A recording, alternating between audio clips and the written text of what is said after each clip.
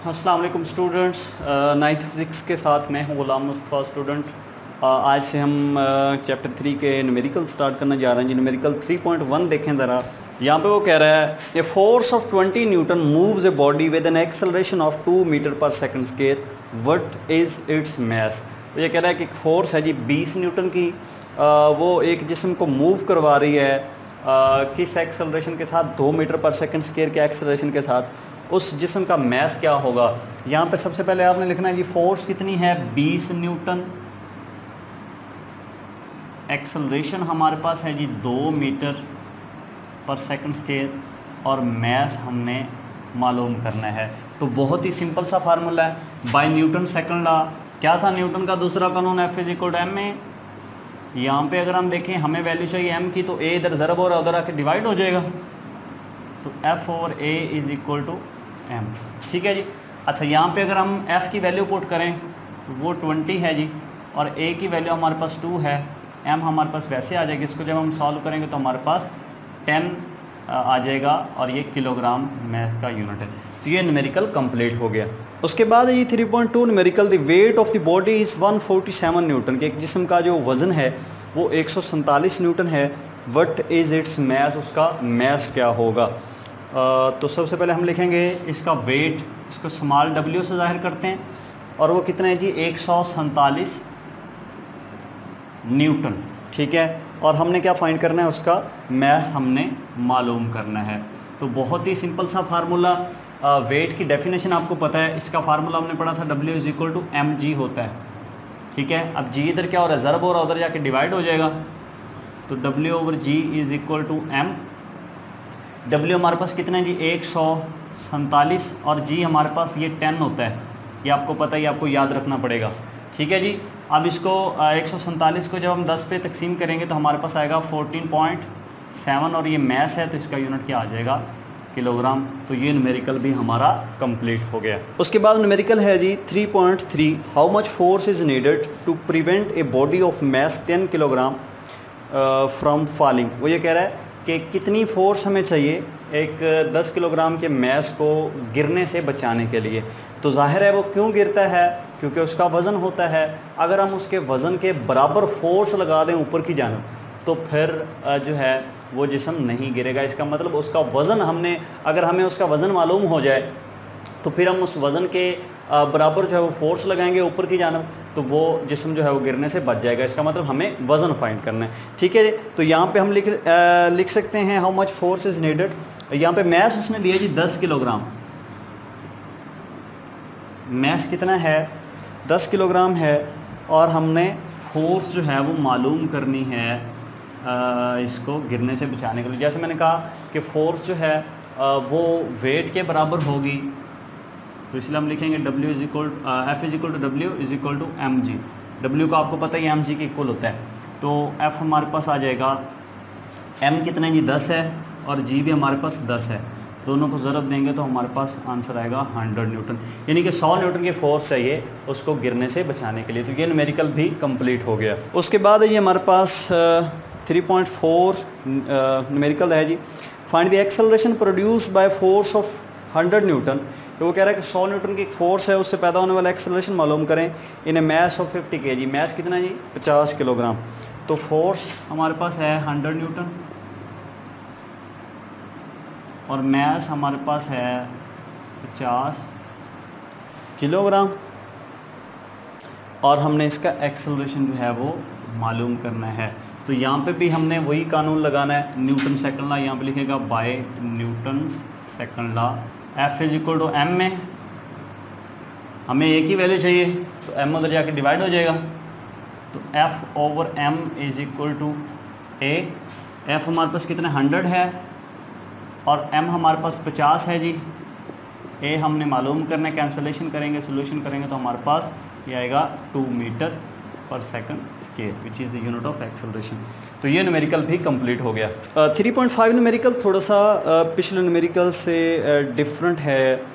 वो ये कह रहा है body has weight of 20 newton, how much force is required to move it vertically upward with an acceleration of 2 metre पर second square. यहाँ पे वो कह रहा है कि एक जिस्म है जिसका वज़न जो है वो 20 न्यूटन है, उसको आपने उठा के ऊपर लेके जाना है। किस एक्सेलरेशन के साथ? 2 मीटर पर सेकंड स्क्वायर के एक्सेलरेशन के साथ, यानी कि उसको उठा के ऊपर लेके जाना है। तो जाहिर है चूँकि उसका वेट जो है वो 20 है, तो अगर हमने उसको ऊपर लेके जाना तो हमें 20 से ज़्यादा फोर्स लगानी पड़ेगी। ठीक है, 20 से कितनी ज़्यादा लगानी पड़ेगी? 3, 4, मिसाल के तौर पे हमें 20 से 4 ज़्यादा फोर्स लगानी है, तो टोटल कितनी हो जाएगी? 24 न्यूटन। यानी कि इस 20 न्यूटन वज़नी मैस को अगर हमने ऊपर मूव करवाना है तो हमें 24 या 25 न्यूटन की फोर्स लगानी पड़ेगी, यानी कि 20 से ज़्यादा लगानी पड़ेगी। जाहिर है उसके वेट से हमें ज़्यादा ही फोर्स लगानी पड़ेगी। कितनी ज़्यादा लगानी पड़ेगी पहले वो मालूम करते हैं, फिर उसके अंदर 20 जमा करेंगे तो हमारे पास टोटल फोर्स आ जाएगी। तो यहाँ पे देखें वो कह रहा है बॉडी हैज़ वेट 20 न्यूटन, वज़न कितना है जी उसका? 20 न्यूटन। ठीक है, और एक्सेलरेशन है जी उसके अंदर 2 मीटर पर सेकंड स्क्वायर, और हमने इसकी टोटल फोर्स जो है वो मालूम करनी है। तो यहाँ पे हम लिख सकते हैं टोटल फोर्स। अब ये हमने मालूम करनी है, टोटल फोर्स जो है वो 20 से ज़्यादा होनी है। कितनी ज़्यादा होनी है पहले वो फाइंड करेंगे। तो उसके लिए हम न्यूटन का दूसरा कानून लगाएंगे, यानी कि जैसे ये W तो होनी है, इसके अंदर कुछ फोर्स जमा करनी पड़ेगी, फिर ये ऑब्जेक्ट 20 न्यूटन का ऑब्जेक्ट जो है वो ऊपर की जानब जाएगा। तो इसलिए हम लिख सकते हैं टोटल फोर्स ये बराबर होगी वज़न से ज़्यादा, यानी कि एक तो इसका वज़न के बराबर फोर्स होगी और कुछ इजाफी फोर्स लगानी पड़ेगी, यानी कि +F लिख लें। ठीक है, एक तो उसका वज़न और दूसरा कुछ इजाफी फोर्स लगानी पड़ेगी, फिर ही वो ऑब्जेक्ट ऊपर की जानब जाएगा। देखें सिंपल सी बात है कि ये टेबल है, इसको आपने ऊपर उठाना है तो इसका कुछ ना कुछ वज़न है ना, वज़न होती है फोर्स जो कि ज़मीन लगाती है, इसको अपनी जानब खींच रही है। ठीक है, तो अगर आपने इसको ऊपर उठा के लेके जाना है तो वज़न से तो ज़्यादा ही फोर्स लगानी पड़ेगी ना, यानी कि वज़न से फोर्स आपकी ज़्यादा होगी, मतलब इजाफी फोर्स जो है वो कुछ ना कुछ होगी, वो इजाफी फोर्स F है, और जितना इसका वज़न होगा वो इजाफी फोर्स इसके अंदर ऐड होगी, तो ये जो है वो ऊपर की जानब मूव कर जाएगा। लेट कर लेते हैं कि इस जिस्म का जो वज़न है, इस टेबल का जो वज़न है वो 100 न्यूटन है। कितना है? 100 न्यूटन। अगर हमने इसको ऊपर उठा के लेके जाना है तो हमें 100 न्यूटन से ज़्यादा फोर्स लगानी पड़ेगी, जैसे 105 न्यूटन या 106 न्यूटन लगानी पड़ेगी। लेट कर लेते हैं कि 106 न्यूटन लगानी पड़ेगी। तो इसके वज़न से हम कितनी इजाफी फोर्स लगा रहे हैं? 6, यानी कि इसका वज़न जो है वो 100 न्यूटन है। 100 से हमें ज़्यादा फोर्स लगानी है, इजाफी फोर्स लगानी है। वो इजाफी फोर्स कितनी है? 6 है, वो मैंने यहाँ पे F के तौर पे लिखी हुई है। तो सबसे पहले वो F फाइंड करते हैं, फिर W और F को जमा करेंगे तो हमारे पास टोटल फोर्स आ जाएगी जो इसको ऊपर ले जाने के लिए यूज़ होगी। ठीक है जी, तो F के लिए हम फार्मूला लगाएंगे F = M में, लेकिन मसला ये है कि हमारे पास A तो है, M नहीं है। ठीक है, तो पहले हम क्या करेंगे, इसको इक्वेशन नंबर 1 कह देते हैं और पहले हम M मालूम करते हैं W से। तो फार्मूला था W = mg। अब यहाँ पे W वैसे G इधर आके डिवाइड हो जाएगा, M इधर रह जाएगा, तो W हमारे पास कितना है? 20 है, और G हमारे पास 10 होता है, ये हमारे पास M आ गया, और इसको तकसीम करेंगे तो हमारे पास ये आंसर आएगा 2 किलोग्राम, यानी कि ये हमारे पास क्या आ गया? M आ गया। अब M की ये वैल्यू यहाँ पे पुट करेंगे तो इजाफी फोर्स हमारे पास आ जाएगी। तो यहाँ पे लिखेगा पुट इन 1, तो F = M में M कितना है? हमारे पास 2 आया, और A भी हमारे पास 2 है, तो ये हमारे पास टोटल फोर्स कितनी हो जाएगी? 4 न्यूटन हो जाएगी। ठीक है जी, जो इजाफी फोर्स होगी। अब ये वाली फोर्स और ये W की वैल्यू इसके अंदर पुट करें तो हमारे पास टोटल फोर्स आएगी, यहाँ पे लिखेगा टोटल फोर्स, ये बराबर है W + F, जैसे कि आपको पता है, और W कितना है? 20 है जी, और F कितना हमारे पास? 4 है, तो कितना आ जाएगा? 24 न्यूटन आ जाएगी टोटल फोर्स। तो ये न्यूमेरिकल भी कंप्लीट हो गया। आई होप कि आपको इन न्यूमेरिकल्स की समझ आई होगी।